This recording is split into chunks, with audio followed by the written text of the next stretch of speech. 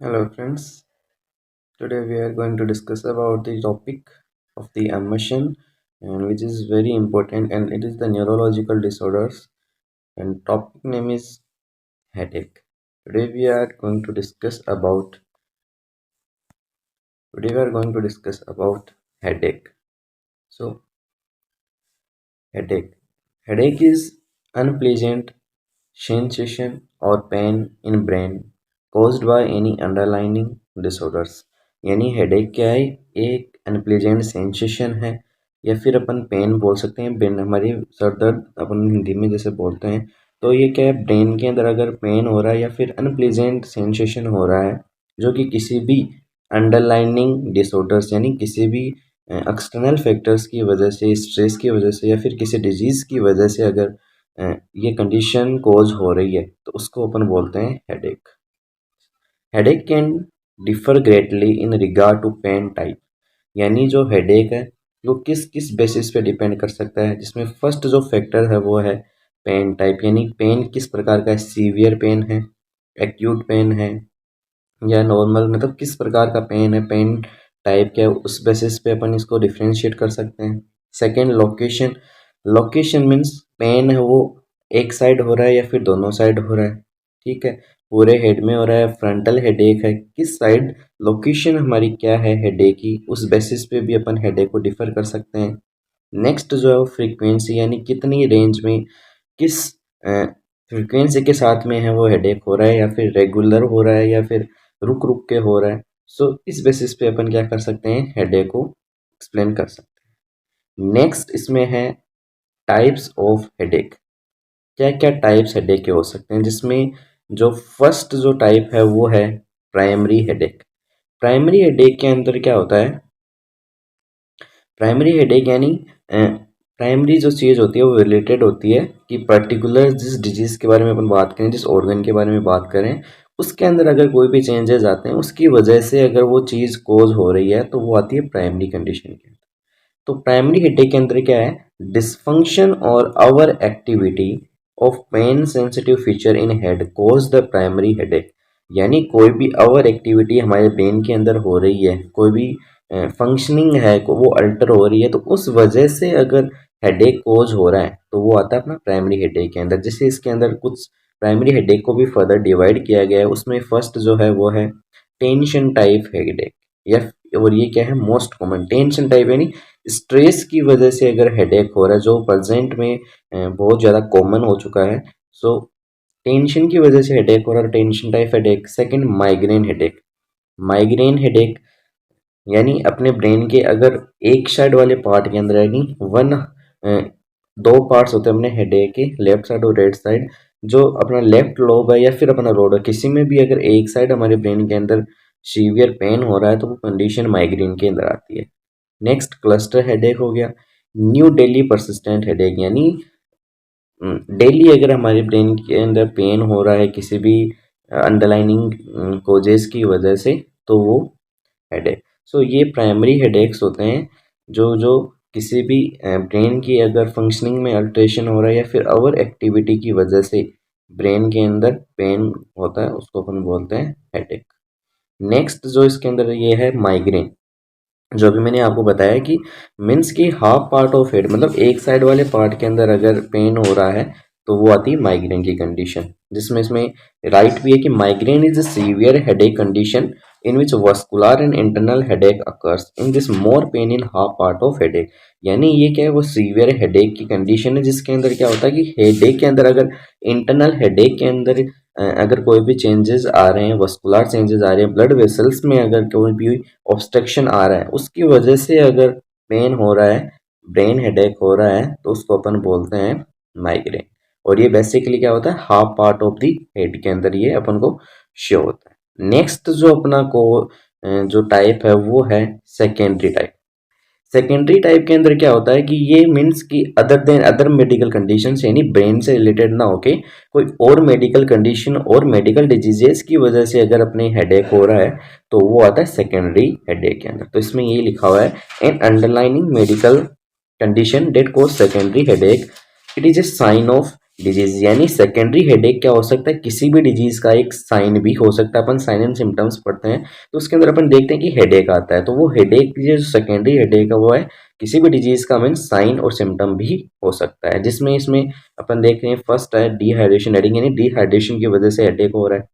Sinus headache यानी किसी भी जुकाम कोल्ड की वजह से अगर हेडेक हो रहा है। मेडिकेशन ओवर यूज हेडेक, बहुत ज़्यादा अपन लॉन्ग टाइम तक लॉन्ग टर्म यूज अपने मेडिकेशंस यूज में ले रहे हैं तो उसकी वजह से भी हेडेक हो सकता है। Next spinal headache, spinal headache यानी किसी भी स्पाइनल प्रॉब्लम्स की वजह से अगर मेडिक ये जो कंडीशन कोज हो रही है, या फिर स्पाइनल अपन एनेस्थेशिया भी देते हैं तो उसके अंदर भी अपन देखते हैं कि जो एनेस्थेशिया का जो मोस्ट कॉम्प्लिकेशंस होता है वो हेडेक ही होता है, तो ये स्पाइनल हेडेक है वो भी हो सकता है।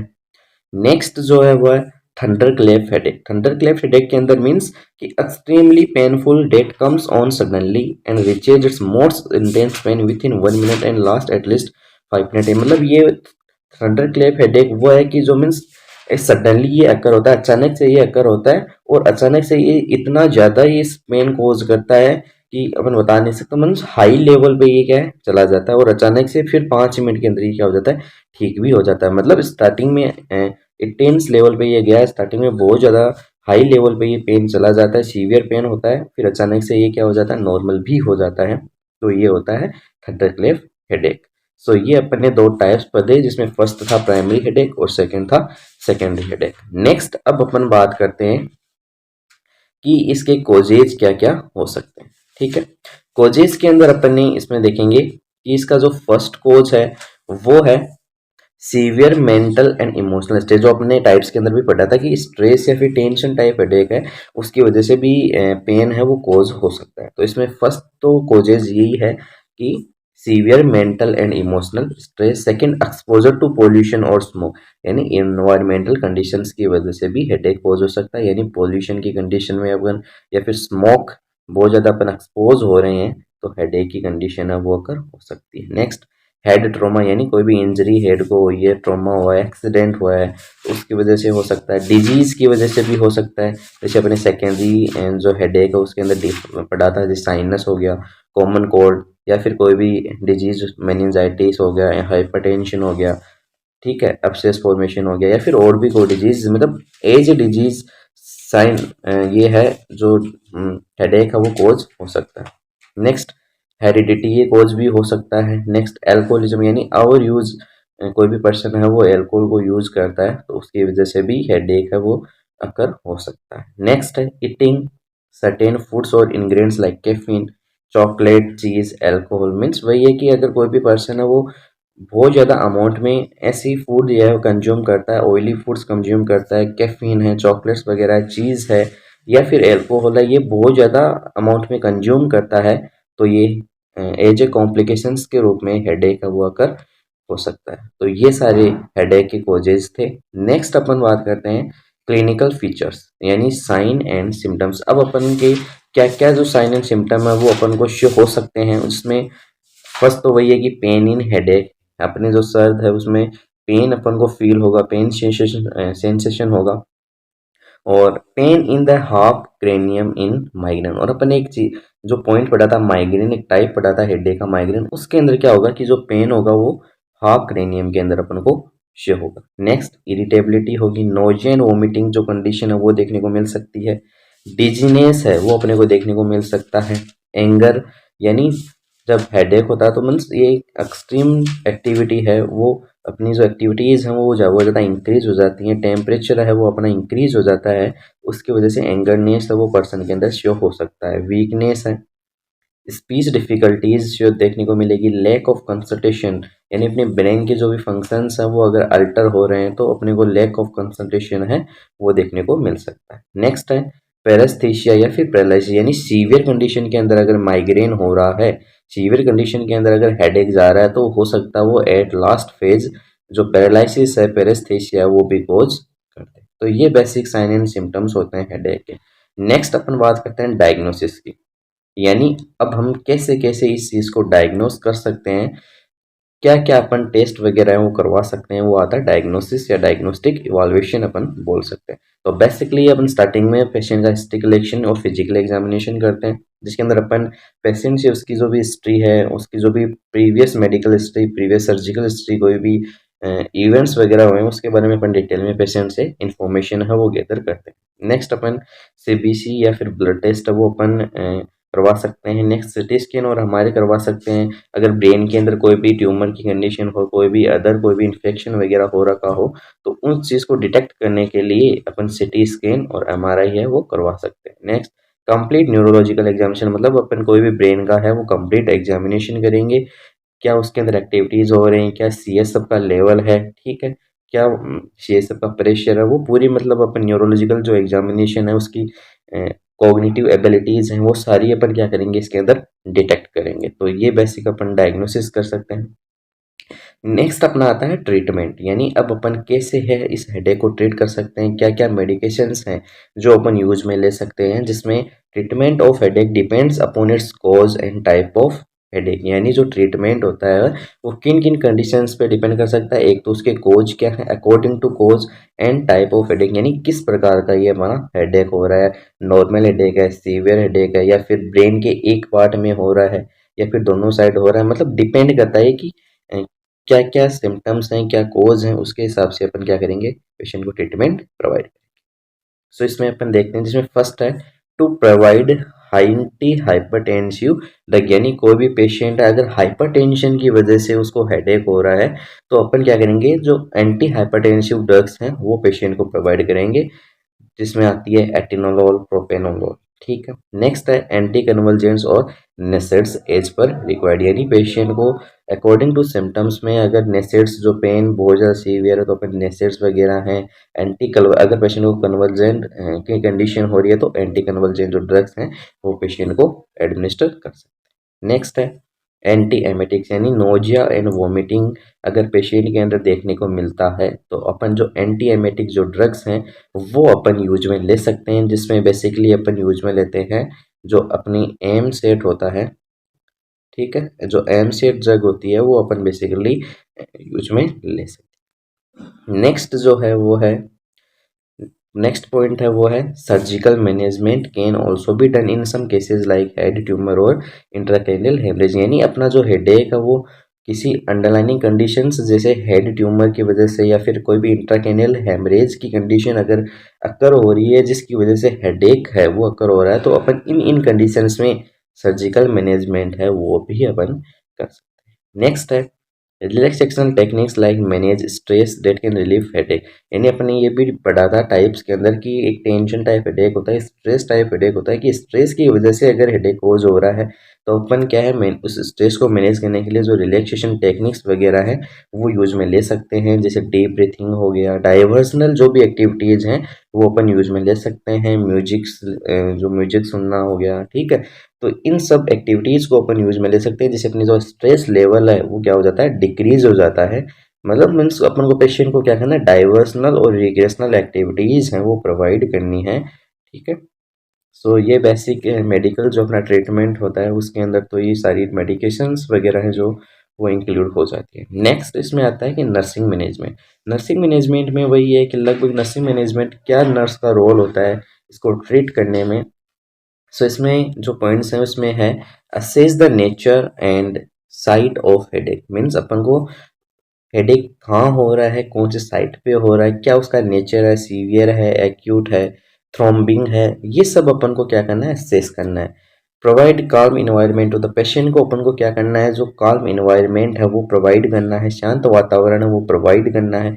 मेडिकेशंस अपन को पेशेंट को राइट टाइम पे देनी है, जैसे उसको प्रिस्क्राइब्ड की है, जैसे डॉक्टर के द्वारा प्रिस्क्राइब्ड है उस हिसाब से अपन को क्या करनी है, मेडिकेशंस एडमिनिस्टर करनी है। Next proper nutritional diet is provided to the patient, यानी पेशेंट को अपन को प्रॉपर न्यूट्रिशनल डाइट है, प्रोटीन रिच डाइट है, विटामिन है, प्रॉपर मीन्स अपन को न्यूट्रिशन है, बैलेंस डाइट है वो पेशेंट को देनी है। If surgery is to be perform then provide also pre and, और अगर किसी कंडीशन में पेशेंट की क्या हो रही है, सर्जरी परफॉर्म हो रही है, सर्जरी की जा रही है, तो उस कंडीशन में अपन को pre and post operative care है वो भी पेशेंट को देनी है। ओके, नेक्स्ट इसमें पॉइंट है ask patient to take proper rest and sleep, यानी पेशेंट को अपन को प्रॉपर रेस्ट एंड स्लीप के लिए क्या करना है, इनक्रेज उसको एडवाइस करना है। Increase patient to take advocate amount of fluid, यानी पेशेंट को अपन को बोलना है कि वो एडवोकेट अमाउंट में फ्लूइड्स वगैरह जूस वगैरह वो इनटेक करे, क्योंकि अपन ने टाइप्स के अंदर देखा था कि जो हेडेक है वो डिहाइड्रेशन की वजह से भी हो सकता है, जिसे अपन डिहाइड्रेशन हेडेक बोलते हैं। तो पेशेंट को अपन को बोलना है कि वो एडवोकेट अमाउंट में जो फ्लूइड है वो इनटेक करें। Next, ask the patient to avoid smoking alcoholism, यानी पेशेंट को बोलना है कि वो एल्कोहलिज्म और या फिर जो स्मोकिंग है उसको क्या करे, अवॉइड करे। In case of hypertension provide low salt diet, अगर कोई भी पेशेंट है वो हाइपरटेंशन से सफ़र कर रहा है तो उसको अपन को क्या करना है, लो जो साल्ट डाइट है वो प्रोवाइड करनी है। नेक्स्ट जो इसमें है वो है प्रोवाइड कंफर्टेबल पोजीशन, पेशेंट को जो है वो कंफर्टेबल पोजीशन है वो प्रोवाइड करनी है। Provide the psychological and emotional support, यानी पेशेंट को अपन को साइकोलॉजिकल और इमोशनल सपोर्ट है वो प्रोवाइड करना है। रिलैक्सेशन टेक्निक्स है वो अपन को क्या करनी है, प्रोवाइड करनी है, जिससे उसका जो भी स्ट्रेस और एंजाइटी है वो क्या होगा, रिड्यूस होगा और उसका हेडेक है वो ट्रीट हो सकता है। सो ये बेसिक इसमें नर्सिंग मैनेजमेंट था। जो सो अपने आज हेडेक के बारे में पढ़ा कि क्या उसकी डेफिनेशन होती है, क्या कॉज, क्या टाइप्स होते हैं, क्या साइन एंड सिम्टम होते हैं, कैसे अपन उसको डायग्नोस कर सकते हैं, क्या क्या मेडिकेशंस हैं जो अपन यूज़ में लेते हैं इसके ट्रीटमेंट के लिए, और क्या एक नर्स का रोल होता है इसके ट्रीटमेंट के अंदर। तो ये हेडेक था, बहुत ही इंपॉर्टेंट टॉपिक है। जनरल लेवल पे भी अपन हेडेक है वो बहुत देखने को मिलता है, तो हेडेक का जो नॉलेज है वो होना बहुत ज़्यादा ज़रूरी होता है। और एक न्यूरोलॉजिकल डिसऑर्डर्स है जो कि अमेसन के अंदर होता है, लाइक सो ये अपना एक टॉपिक था न्यूरोलॉजिकल डिसऑर्डर्स का। नेक्स्ट अपन टॉपिक जो इम्पोर्टेंट टॉपिक है एग्जाम बेसिस के लेवल पे, वो भी अपन नेक्स्ट अपना जो वीडियो है उसके अंदर अपन क्या करेंगे, डिस्कस करेंगे। सो ये पूरे थे नोट्स, जिनको चाहिए वो ये बहुत ही हैंड रिटन नोट्स, अच्छे नोट्स हैं वो ले सकता है। किसी को अगर पीडीएफ फॉर्मेट में चाहिए तो कमेंट में बोल दे। So thank you so much, मिलते हैं अपन नेक्स्ट वीडियो के अंदर।